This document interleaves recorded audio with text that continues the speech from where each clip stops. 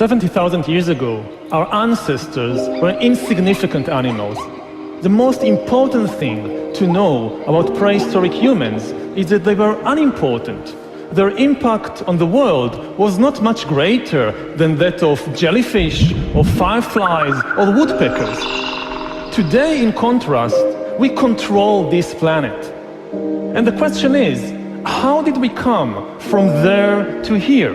How did we turn ourselves from insignificant apes minding their own business in a corner of Africa into the rulers of planet Earth? The real difference between humans and all other animals is not on the individual level, it's on the collective level. Humans control the planet because they are the only animals that can cooperate both flexibly and in very large numbers. Now, there are other animals, like the social insects, the bees, the ants, that can cooperate in large numbers, but they don't do so flexibly. Their cooperation is very rigid. There is basically just one way in which a beehive can function. And if there is a new opportunity or a new danger, the bees cannot reinvent their social system overnight. They cannot, for example, execute the queen and establish a republic of bees or a communist dictatorship of worker bees. Other animals, like the social mammals, the wolves, the elephants, the dolphins, the chimpanzees, they can cooperate much more flexibly. But they do so only in small numbers, because cooperation among chimpanzees is based on intimate knowledge, one of the other. If I'm a chimpanzee and you're a chimpanzee and I want to cooperate with you, I need to know you personally. What kind of chimpanzee are you? Are you a nice chimpanzee? Are you an evil chimpanzee? Are you trustworthy? If I don't know you, how can I cooperate with you? The only animals that can combine the two abilities together and cooperate both flexibly and still do so in very large numbers is us, Homo sapiens. All the huge achievements of humankind throughout history, whether it's building the pyramids or flying to the moon, have been based not on the individual abilities, but on this ability to cooperate flexibly in large numbers. Now, cooperation is, of course, not always nice. All the horrible things humans have been doing throughout history, and we have been doing some very horrible things, all those things are also based on large-scale cooperation. Prisons are a system of cooperation. Slaughterhouses are a system of cooperation. Concentration camps are a system of cooperation. Chimpanzees don't have slaughterhouses and prisons and concentration camps. We can cooperate flexibly with countless numbers of strangers because we alone, of all the animals on the planet, can create and believe fictional stories. And as long as everybody believes in the same fiction, everybody obeys and follows the same rules, the same norms, the same values. A human can say, look, there is a God above the clouds, and if you don't do what I tell you to do, after you die, God will punish you and send you to hell.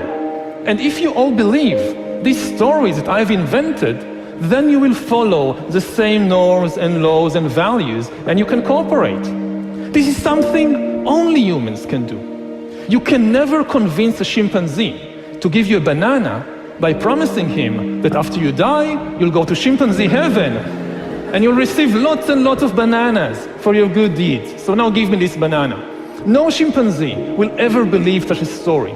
Only humans believe such stories, which is why we control the world, whereas the chimpanzees are locked up in zoos and research laboratories. Not only in the religious field.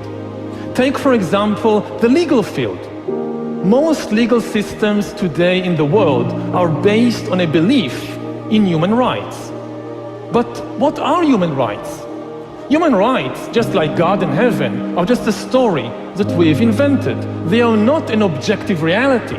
They are not some biological fact about Homo sapiens. Take a human being, cut him open, look inside, you will find the heart, the kidneys, neurons, hormones, DNA, but you won't find any rights. The only place you find rights is in the stories that we have invented and spread around over the last few centuries. They may be very positive stories, very good stories, but they are still just fictional stories that we've invented. The same is true of the political field. The most important factors in modern politics are states and nations. But what are states and nations? They are not an objective reality. A mountain is an objective reality. You can see it, you can touch it, you can even smell it. But a nation or a state like Israel or Iran or France or Germany, this is just a story that we've invented and became extremely attached to. The same is true of the economic field. The most important actors today in the global economy are companies and corporations. Many of you perhaps work for a corporation like Google or Toyota or McDonald's. What exactly are these things? They are what lawyers call legal fictions. They are stories invented and maintained by the powerful wizards we call lawyers. And what do corporations do all day? Mostly, they try to make money. Yet what is money? Again, money is not an objective reality. It has no objective value. Take this green piece of paper, the dollar bill, look at it. It has no value. You cannot eat it, you cannot drink it, you cannot wear it. We humans control the world because we live in a dual reality. All other animals live in an objective reality. Their reality consists of objective entities like rivers and trees and lions and elephants. We humans, we also live in an objective reality. In our world too, there are rivers and trees and lions and elephants. But over the centuries, we have constructed on top of this objective reality a second layer of fictional reality, a reality made of fictional entities, like nations, like gods, like money, like corporations. And what is amazing, that as history unfolded, this fictional reality became more and more powerful.